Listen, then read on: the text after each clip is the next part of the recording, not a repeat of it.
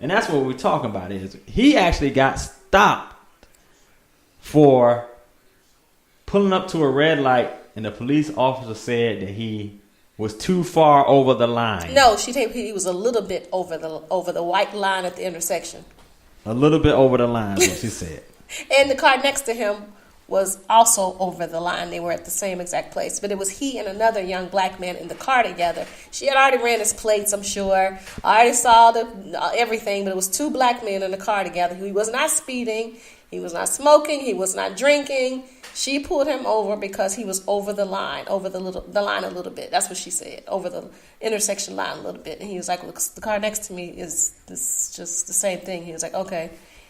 Anyway, so he had not paid a minor infraction. It was something silly. There was a $25 ticket that he didn't pay. But anyway, long story short, he got pulled over for foolishness. Yes, and then got arrested. Right.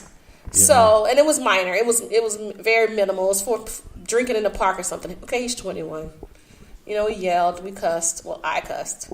Kysii just yelled. And so we got on him about his part. Which, exactly. like I said, and he was being irresponsible. We've always told our kids to keep your stuff together, and ain't nothing they can do to you, hopefully, but send you on their way with a ticket. Right. But because he had that situation, that's how it escalated. But our problem is, why did he even get stopped? He wasn't driving suspiciously, he wasn't speeding, you know what I mean? Wasn't improper lane change, wasn't nothing. It was the dumbest reason ever. And they didn't scan his license plate. It wasn't even that. So, because the car is in our name. So, yeah, that's crazy, man. Anyway, that's what we're talking about. DWB. It happens all the time. There's probably a lot of brothers in this chat room who actually can speak of a similar situation of just being stopped for no reason. He done got stopped about 4 times in the last 6 to 8 months. Yeah. It's excessive. Right. He's got pulled over 4 times in the last 6 to 8 months. Just on silly stuff in Atlanta.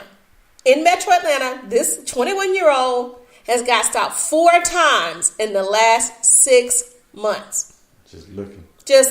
Oh, they just pulled me over. He was speeding, I think, one day, 5 miles over. Oh, she gave me a warning. Got pulled over another time because she said he was following. They got behind him because they said it was following him too close. He was like, well, why would I be following you too close? You're the police. Right. I mean, it's always. They said he following the police. He was following the police too close. He was like, well, I wasn't close to you. I know you're the police. Why would I just be riding your tail? Right. Shout out to King Royal. What's up, King Royal up in here? Yeah. So that makes no sense whatsoever. It makes no sense whatsoever. But that's what we deal with, and that's what I said. A lot of people don't understand. They never understand. Like, why are y'all up in arms? What do they really. They really don't understand the dynamics and what we're facing and the things that that we run across on a day-to-day basis. The fear, the distrust between a policing organization who was supposed to be here to serve and protect, but yet we got fear. I mean, our daughter has fear. Yeah, our daughter. I told you about the story about her and her. It was her, another young, her friend, her and her friend. Her has said. Her and her friends, actually. She and her friends. She and her friends. Anyway, this is not grammar school. Anyway, I'm from Mississippi, so I get a pass. Anyway, so she and her friends, another young black lady, young black girl and a white girl, they were talking and. Her other little black friend was like, well, she was telling the story about her and her dad were driving through Alabama this summer, and her dad got pulled over, and how she said that was one of the most fearful, scariest times in her 14-year-old life. And she said that was so sad. She said around the white girl. The white girl, and the white girl was like, "Why were you so scared? You just got pulled over. They were just going to give you a ticket." And our kid is like, I have a black dad and 2 black brothers. Unfortunately, that is not our experience some of the times. We have to worry about them being killed or shot or anything by the police. These kids are fearful. They're fearful. And white kids don't have this same type of issue. And don't get me wrong, I've seen so many different arguments about even with our own child. Let's play devil's advocate for a second. So I'll play devil's advocate for a second. Yes, he did not have his stuff together. He did not pay a ticket that was $25 originally for drinking in the park. Dumb. But the point is, if you had not pulled him over originally for some foolishness, he wouldn't have had to go through that. But my point, because I know people are going to say, well, take care of your business and you ain't got to worry to be about paying, about being pulled over or going to jail. Just do what the officer tells you to do. But the problem with that is that we have rights just like the officer has rights. Right. All right. What? So Big L just, y'all put the big elephant in the room and said, don't we live in the county where the cops said we only kill black people? We absolutely live in that county. So now he's trying we live in Cobb County. He's painting the narrative that Cobb. Well, I don't think but it's very clear though that it's not just in Cobb. It may be more prevalent in Cobb, which is true. It's everywhere. It doesn't matter where you go, it's going to happen to you, unfortunately. That's something we cannot change. I can change my hairstyle, I can change the contacts in my eyes, but I cannot change the color of my skin, and neither can my husband or my two sons. These dudes exist all the way around. I'm just saying. Everywhere. My man Chief paints the picture that... Chief who? Rocker. He's here? No, he's not. But he paints it because he can't. He actually doesn't work. He paints the narrative. He calls it Cobb with the 3 Ks. Cobb, they live in Cobb County with the 3 Ks. You know what I'm saying? Of course, Cobb has its issues, but so does everywhere else. Henry County, Clayton County, City of Atlanta. Everybody got their issues. DeKalb County, Gwinnett County. Thank you. I've seen it all. Because I've seen a young man get beat down by a freaking Gwinnett County officer right at a stoplight. Like excessive force got this boy. True. I've seen all that. So it doesn't. Too. Yeah, it doesn't matter. It does not matter. It happens everywhere. But it's very unfortunate that these kids still have to be living in fear when they're in a car with somebody who gets pulled over by the police. Right. Shout out to Fruquan Shabazz, a.k.a. Rough Buff. I don't know where he gets this name. Okay.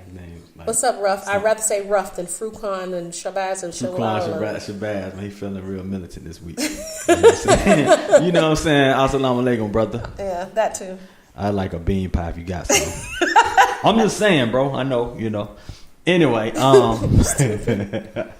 anyway, yeah, so there is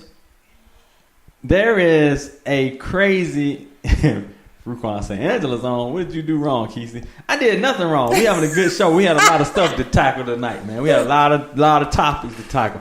So with Michael Bennett's situation, you heard the situation with him, right? Mm-hmm. So they try to paint the narrative that we didn't see this videotape. They said it every time. Before. Did you see the entire video? Did you see what happened or what happened before or what happened afterwards? My point is, this man had committed no crime that you knew of. Right. So the excessive force and I'll blow your effing head off and then, the extra, the excessive. Right. Is what I have a problem with. I don't have no problem detaining. Stop. Hold on. If you did it the right way. But there's no respect for people of color. I mean, you're just like a thing. Zero respect. Whatsoever. Respect. We pay taxes and them good Cobb County taxes, Big L. The good kind. So I expect to be treated just like my neighbor across the street. But unfortunately, that does not happen all the time. And they don't understand it though. Your neighbor across the street don't understand. They just say, "Oh, here they go again." Yep, they probably listen to your show right now, those conservative neighbors of yours saying, oh, God, I can't listen to this one. It's always about race. Why is it always about race? It's always about race for black people because that's always something we cannot change about ourselves. Yep. We have to go. This happens to black women, too. Got stopped in a store the other day. Let's say this store. So I go to East Cobb on my way home from work, and I go to a store. Old Navy. I go to Old Navy at East Cobb. East Cobb is a really nice area, nice side of Cobb County. That's like the best side, with all the highest property taxes, the best schools, they say, all this bull crap. Anyway, so I stop in at the Old Navy, just looking for me a cute little dress or something, spending some of Kysii's money.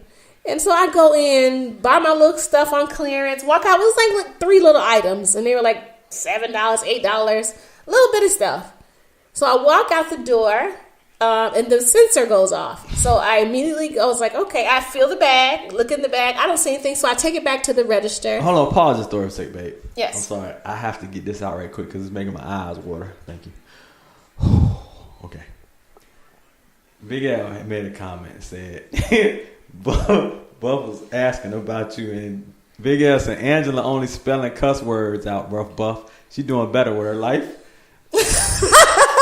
So my eyes were watering, trying not to laugh this shit out loud in the middle of your serious story. But go ahead. You can go now. Oh. You just let them talk about me like that. I'm sorry, I couldn't say nothing because it was in the middle of your serious story. You just really couldn't just help say something. You just gonna let them get on me like that. L, you need to chill, man. I'm gonna block you, man. All right, that sounds better. Anyway, back to my story, y'all. So I'm in the Old Navy, go back into the store, taking my bag back to the young lady and say, oh, you know, the sensor went off. Maybe you left the sensor on. She was like, no, I checked everything. So she takes everything out the bag again. And she was like, I don't know what that is. Okay. Mind you, I have a little bitty purse. Well, it's not that little. I have a small purse, not big enough to put anything in.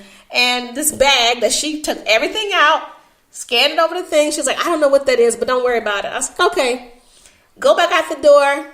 As I'm walking out, the sensor goes off again. Mind you, the cashier's already told me, don't worry about it. Yeah, just go ahead. Go on out. As I'm walking out the door, I took 2 steps out the door. And this young Caucasian young man runs up to me and says, oh, you need to take that back in the not, hey dog, how you doing? Oh ma'am, you need to go back in the store because the sensor's going off. I said, yeah, I heard that. I took care of it already. No, I work here. Okay, that still does not change. No, I'm not going back in the store. I'm good. Well, you're going to get home and you're going to have a sensor on your clothes and you're not going to be able to wear them. I just told you. I'm good, and I took care of it. Someone already looked to see that there were no sensors here. Thank you, and have a good day. I walked to my car and just want to look around and just want to. So these are the kind of questions I have to ask myself. Is he doing that because I'm black and he thought I stole something? I mean, white people don't have to answer those types of questions or have those types of questions even in their head. So was it because I was black?